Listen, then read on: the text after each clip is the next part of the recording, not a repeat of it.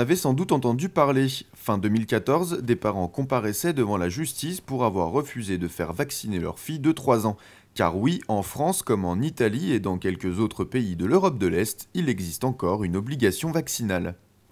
Alors en France, certains vaccins, notamment la vaccination des nourrissons, restent obligatoires. Ça concerne la vaccination contre la diphtérie, contre la polio et contre le tétanos. Et ces vaccins sont obligatoires jusqu'au rappel de réalisé à 11-13 ans. Puis ensuite, à partir de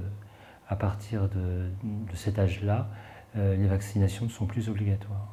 Les autres vaccins du nourrisson sont fortement recommandés, puisqu'ils préviennent des maladies qui sont potentiellement sévères, comme les méningites, notamment les méningites à hémophilus, les méningites à pneumocoque, qui sont des maladies qui sont potentiellement mortelles chez le petit. Il faut bien savoir que ce n'est pas parce qu'un vaccin n'est pas obligatoire qu'il est recommandé, qu'il n'est pas utile. L'utilité d'un vaccin n'est pas liée au caractère obligatoire ou recommandé. Sans rentrer à nouveau dans le débat sur l'obligation vaccinale et la fameuse loi Kouchner de 2002 relative aux droits des malades, la vaccination obligatoire des nouveau-nés contre la diphtérie, le tétanos et la poliomyélite apparaît comme un rempart contre des maladies quasi disparues. À titre d'exemple, en Russie, entre 1990 et 1995, après une baisse des vaccinations, la diphtérie avait fait plus de 5000 morts. Les pathologies en fait, pour lesquelles ces vaccinations sont obligatoires sont des pathologies infectieuses qui sont potentiellement graves. On connaît la gravité du tétanos.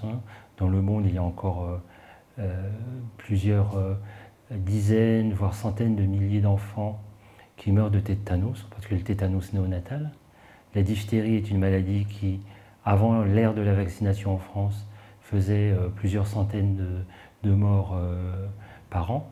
Et on connaît la gravité de la poliomyélite, soit du fait d'une mort suite à la polio, soit du fait de séquelles importantes sur le plan neurologique.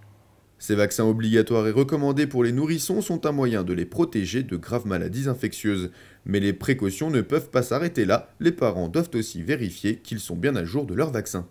Alors, à l'heure actuelle, il y a une maladie en France qui est fréquente chez l'adulte, qui est la coqueluche. Et la coqueluche peut être potentiellement très grave, voire mortelle, chez les nouveau-nés, qui sont eux-mêmes protégés par leur propre vaccination qu'à partir de l'âge de 6 mois. Donc il est fondamental que tous les jeunes adultes, a fortiori les jeunes parents, soient bien à jour de leur vaccination anticoquelucheuse pour éviter de transmettre la maladie à leur bébé. En tout cas dans les 6 premiers mois de vie. Une réaction? Un témoignage? Commentez ce reportage sur dijonsanté.fr.